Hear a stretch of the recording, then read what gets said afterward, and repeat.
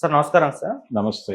Sir cinema దర్శకులకు Venkaiah Naidu గారు కూడా ఒక చురకలు అంటించారు అని చెప్పుకోవాలి సార్. ఎందుకు అనంటే మొన్నటి నుంచి కూడా మనం రీసెంట్ టైంలో మనం చూస్తున్నాం వస్తున్న మూవీస్‌లో అసభ్య పదజాలం ఉపయోగించడం, లేదంటే సినిమాలో హీరోలు నెగెటివ్ షేడ్స్‌లో ఉండడం, స్మగ్లర్‌లో హీరో వీటిపైన ఒక చర్చ జరుగుతుంది. చాలా మంది బహిర్గతంగా విమర్శలు కూడా చేస్తున్నారు. ఇప్పుడు అదే జాబితాలోకి వెంకయ్య నాయుడు గారు కూడా చేరిపోయారు. ఆయన కూడా అంటే ఇటువంటి సినిమాలు ఎందుకు ముందటి సినిమాలు 'మాయాబజారు', 'మిస్సమ్మ' ఇలాంటి సినిమాలు ఇప్పటికి కూడా మనం మాట్లాడుకుంటున్నాం. అటువంటి సినిమాలు తీయొచ్చు కదా.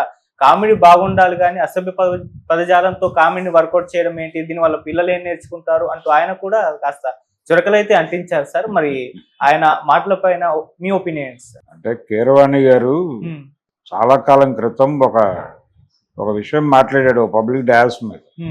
'ఘరానా మొగుడు' సినిమా తర్వాత దాదాపుగా సంగీతం భ్రష్టు పట్టిపోతోంది.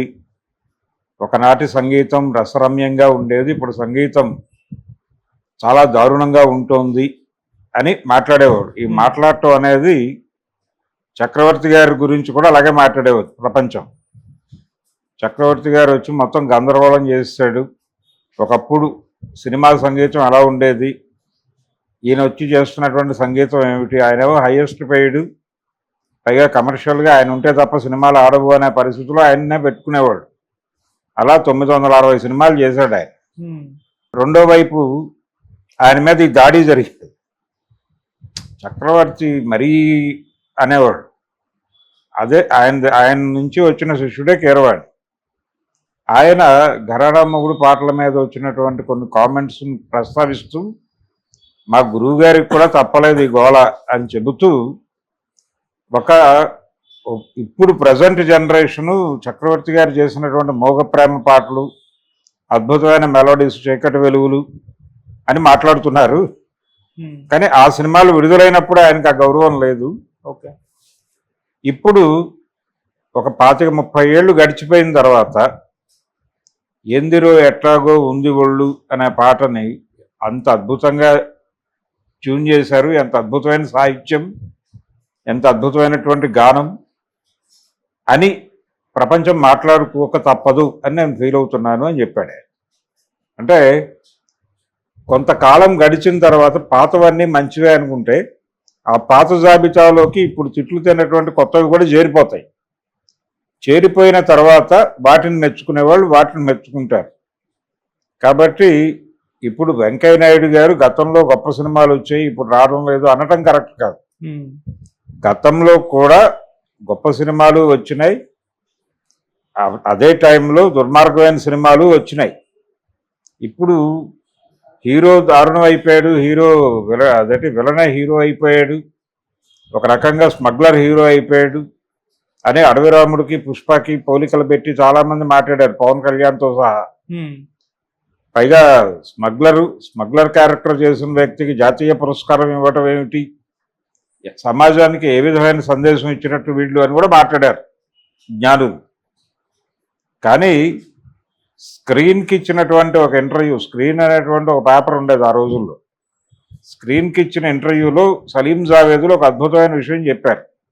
ఏది, దీవార్ తర్వాత, దీవార్లో స్మగ్లర్ హీరో అయ్యాడు అనే చర్చ, ఒక ప్రశ్న వాళ్ళ ముందుకు వచ్చినప్పుడు చెప్పారు, సమాజంలో విలువలు మారుతున్నాయి, ఈ మారుతున్నటువంటి సందర్భాల్లో అంటే విలువలు మారటం ఒకటి, రెండోది వ్యవస్థ పట్ల ఉన్నటువంటి భ్రమలు తొలగిపోతున్నాయి. ఈ భ్రమలు తొలగిపోవటం అనేది క్రైటీరియా. భ్రమలు తొలగిపోయిన తర్వాత ఏదైనా జరుగుతుంది. ఆ భ్రమలు తొలగిపోయిన తర్వాతే మన హీరో స్మగ్లర్గా మారాడు. స్మగ్లర్గా మారక తప్పని పరిస్థితి. అసలు జీవితం అంటే ఏదో ఒక క్రైము లేకపోతే మరొకటి చేయకపోతే ముందుకు నడవని ఒక సిచ్యుయేషన్ కల్పించేసిన తర్వాత అటువైపు ఎందుకు వెళ్ళకూడదు అంటున్నారు మీరు, అందరూ చేస్తున్నారు కదా. ఇప్పుడు ఒక పొలిటీషియన్ రకరకాలుగా ఫెసిలిటేట్ చేస్తున్నాడు, చాలామంది చేసేటువంటి దుర్మార్గాలని ఫెసిలిటేట్ చేస్తున్నాడు. పోలీస్ స్టేషన్లో మాట్లాడటం లేదు, వాళ్ళు ఏదో చేసుకుంటారో 2 రోజులు కళ్ళు మూసుకుని ఉండండి, వాళ్ళు ఏదో అక్కడి నుంచి ఏదో తరలిస్తారు, ఈ పద్ధతిలో మేనేజ్ చేస్తున్నారో లేదా రాజకీయ నాయకులు, భారతీయ జనతా పార్టీ నుంచి మొదలు పెడితే అన్నీ. వెంకయ్యనాయుడు కూడా వెంకయ్య నాయుడు గారు కూడా జీవితంలో అలాంటివి చేశాడో లేదో నాకు తెలియదు, కానీ మేబీ చేసి ఉండొచ్చు ఏమో కూడా. ఒకవేళ అవన్నీ గుర్తుకొస్తే ఈయన ఎలా ఫీల్ అవుతాడు అంటే, ఆ రోజుల్లో అలా ఏదో అవసరానికి చేసావు, ఇప్పుడు అలా చేస్తామా అని ఫీల్ అయితే, అవసరానికి చేసావా అనవసరంగా చేసావా అన్నది కాదు అక్కడ గొడవ, చేసావా లేదా అన్నది పాయింట్. కాబట్టి చాలామంది ఒక దశ దాటిన తర్వాత గతమంతా అబ్బే ఆ రోజులు చాలా గొప్పవండి అని మాట్లాడతారు. ఈ రోజులు చాలా దుర్మార్గమైనవండి అని మాట్లాడటం ద్వారా ఈ రోజుల్లో ఏదో జరిగిపోతుంది అన్నట్టుగా బిహేవ్ చేస్తారు. ఆ రోజున దారుణాలు ఉన్నాయి, ఈ రోజున దారుణాలు ఉన్నాయి, ఈ రోజున మంచివి ఉన్నాయి, ఆ రోజున మంచి సినిమాలు ఉన్నాయి. ఎప్పుడు మంచి చెడు ఉంటాయి. అయితే మనం ఆ రోజున ఆ మూడ్లో ఆ చెడుతో ట్రావెల్ అయ్యాం. ఇప్పుడు అదే చెడుతో ఉన్నాం మనం. కాకపోతే మంచి వైపు లేము అనేది కాకుండా ఇప్పుడు ప్రపంచమే మంచి వైపు లేదని మాట్లాడుతున్నాం. అది పవన్ కళ్యాణ్ మాట్లాడినా అదే దృక్పథము, వెంకయ్య నాయుడు గారు మాట్లాడినా అదే దృక్పథం, ఎవరు మాట్లాడినా అదే. చాలా మంది చాలా సందర్భాలలో ఇలాంటి మాటలు మాట్లాడతారు. అందుకని వెంకయ్య నాయుడు గారు పెద్ద మనిషి అయ్యారు కాబట్టి, ఉపరాష్ట్రపతి చేశాడు ఆయన, వయసు చాలా పెద్ద ఏజ్కి వచ్చాడు ఆయన. కాబట్టి ప్రస్తుతానికి తెలుగు సమాజంలో ఆయన ఒక పెద్ద మనిషి అన్ని విధాలుగా. ఆయన కొంత డెమోక్రటిక్గా ఉండే ప్రయత్నము చేస్తున్నాడు. రాజకీయాలలో విలువలు పతనమైపోయినాయని కూడా మాట్లాడుతున్నాడు ఆయన. రాజకీయాలలో విలువలు పతనమైపోవడానికి నిదర్శనమే తనలాంటి వాడు క్రియాశీలక రాజకీయాల్లో ఉండలేని పరిస్థితి అనేది ఒక ఎస్టాబ్లిష్మెంట్ ఇచ్చి చేసినటువంటి స్టేట్మెంట్. ఇవన్నీ ఆ ఆక్రోశం నుంచి వచ్చినవే. ముందు ఆ ఆక్రోశం తగ్గాలంటే అది తగ్గదు, అది కొనసాగుతుంది. ఇది కూడా ఒక మోటోతో చేసిన